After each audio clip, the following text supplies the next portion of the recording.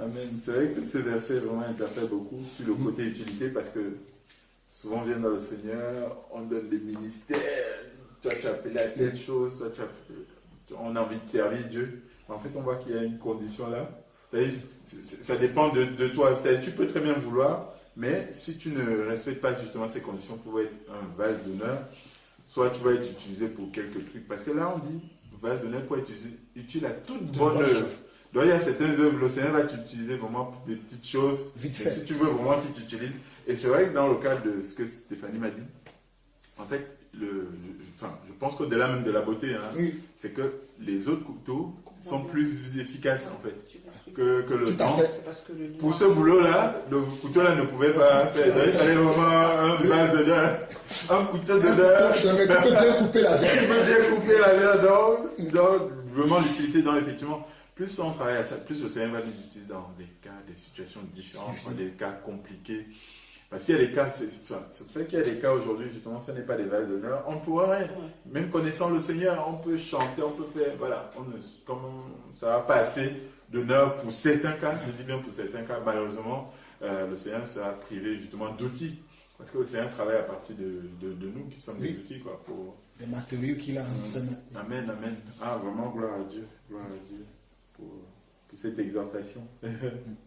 Qui nous rappelle encore que... Il y a du travail. Hein. Ouais, moi, je ne suis pas encore arrivé. Non, de toute façon, on avance. Hein, même l'apôtre Paul disait, je ne suis pas encore arrivé. Donc, c'est un perfectionnement continuel.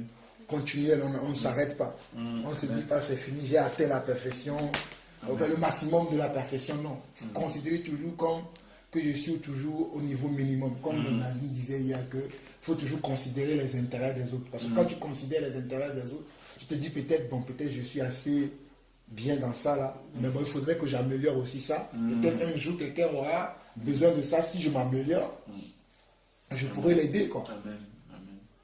Et comme tu disais, vraiment, le comportement, ça c'est crucial parce que des fois, je peux avoir des bons enseignements, exhortations, mais si toi tu ne marches pas dans ça, parce que c'est plus ça que les gens vont regarder, hein, vraiment la marche. Et du coup, et s'il y a un décalage, il n'y a rien de plus choquant de voir un décalage entre ce que tu enseignes et ce que... parce que quand les gens voient ça, ils se bloquent, ils se ferment, ils sont choqués. Alors c'est différent de... Bon, si tu es dans les...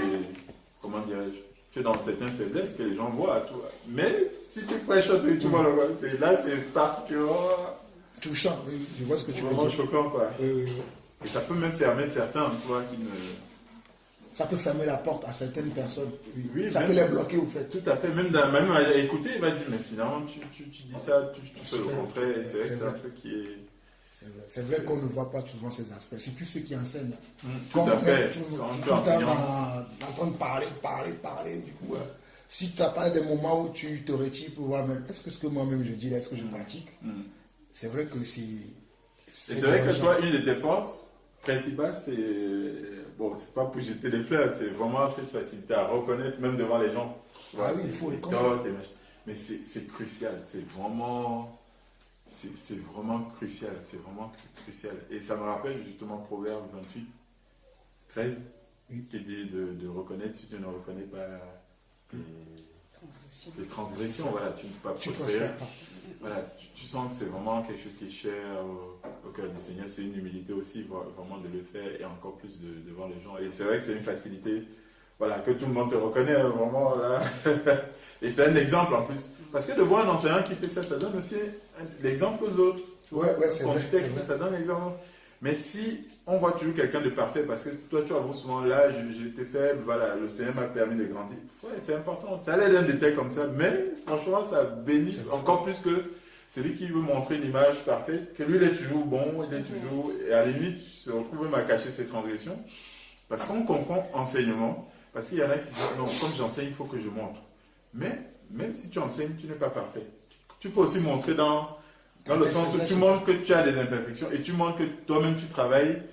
Et donc c'est un enseignement que tu donnes en fait aux gens. Parce que des fois ça va frustrer les gens de savoir que déjà ça donne une fausse image peut-être de toi, on croit que toi tu es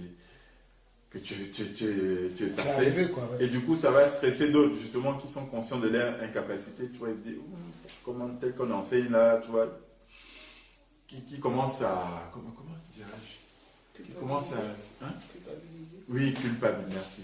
Commence à culpabiliser parce qu'il n'y arrive pas. Et tel que l'enseignement monte, enfin, tu as l'impression que c'est évident. C'est facile, quoi. Et donc, comme toi tu n'arrives pas, tu commences à culpabiliser. Et là, Satan, le problème c'est que là où c'est pire, c'est que Satan, surtout les gens qui ne sont pas encore guéris dans la foi. Et c'est souvent une porte. J'ai eu l'occasion de le voir vraiment pour certaines personnes, notamment chez des sœurs qui sont plus fragiles, hein, en général. Bon, c'est pas moi qui dis, c'est l'apôtre Pierre. Je précise juste.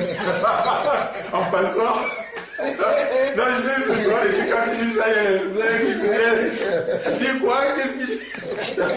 Là, je parle sur l'apôtre Pierre.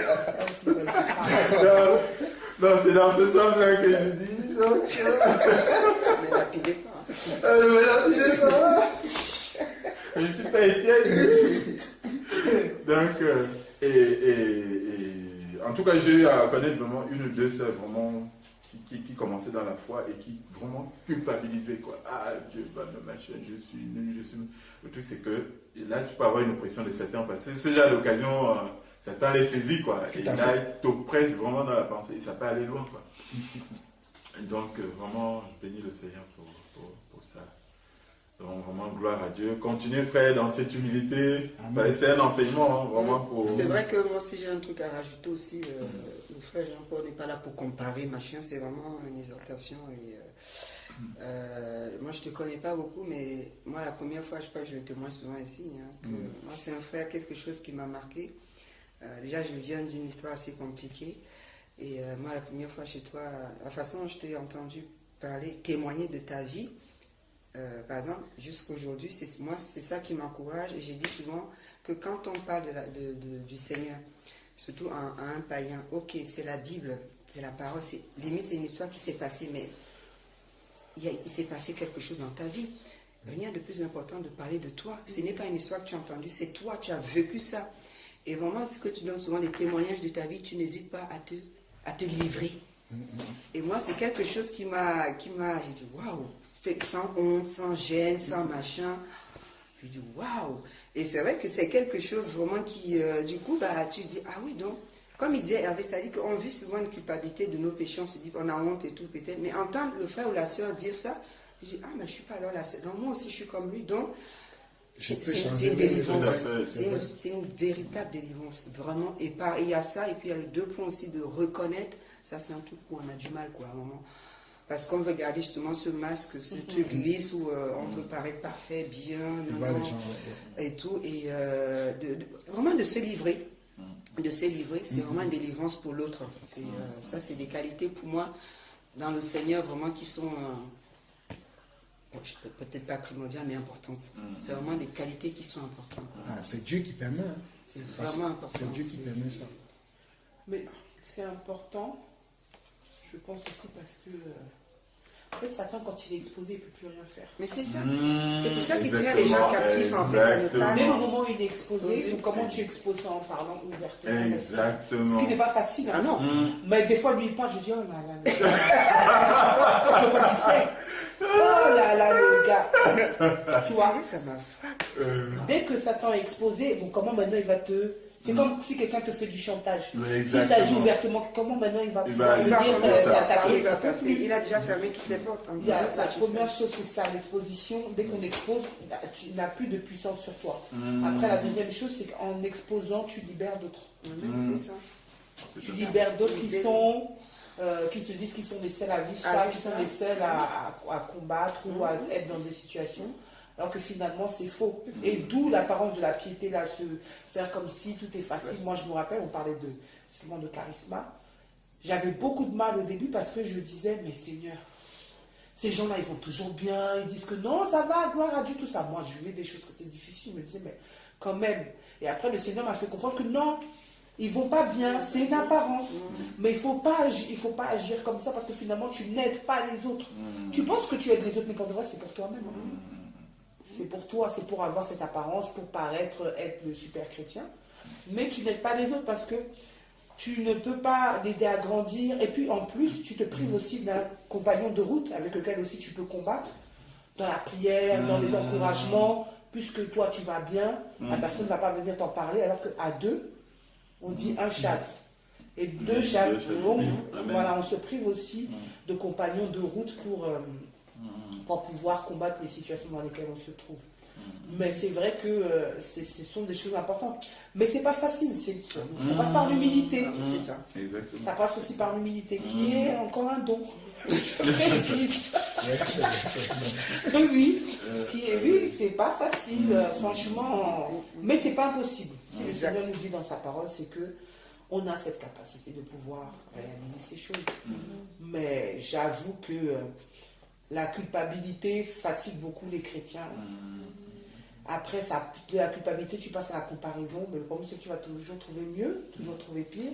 Donc soit tu vas devenir aigre, soit tu vas être orgueilleux. Donc chacun sa marche.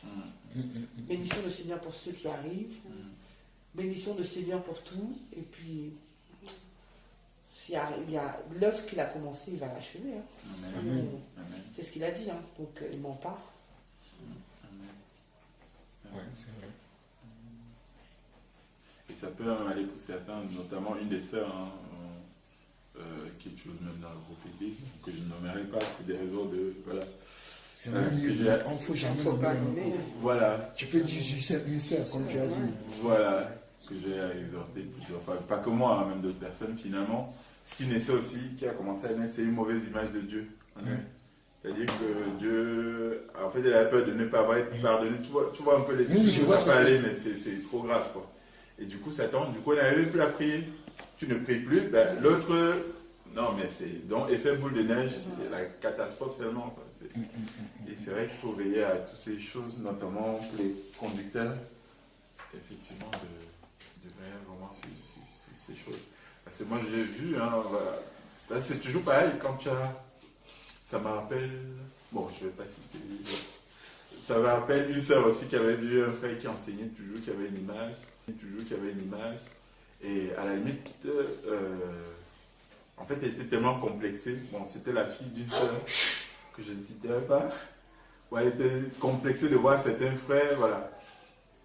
Elle avait vu pendant une certaine période, quoi. Elle avait une image qu'à la limite c'était des saints, que des anges, quoi, tu vois. Et c'est sérieux, hein. C'était pas. Et c'est là où sa mère, quand elle découvre ça, sa mère, elle dit non, c'est. Bon, une soeur qui a été aussi dans le groupe l'église, donc pour dire très proche, quoi, c'est pas une histoire qu'on m'a racontée.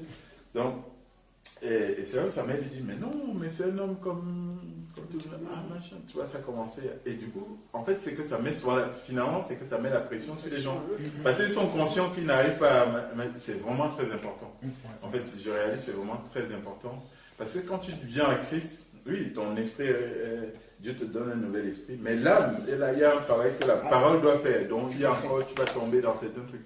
Donc, si tu as en face quelqu'un qui montre que non, lui, il est parfait, il y a tout qui marche bien, ben, l'autre va commencer à avoir la pression, il va dire, je me sens mal, il va même commencer à fuir, vous ne savez pas pourquoi, parce qu'il ne se sent pas bien, il n'arrive pas à faire ça, il essaie de cacher, il dit non, là, si je m'en vais me tuer, en fait, ça peut aller très très loin, vraiment, gloire à Dieu.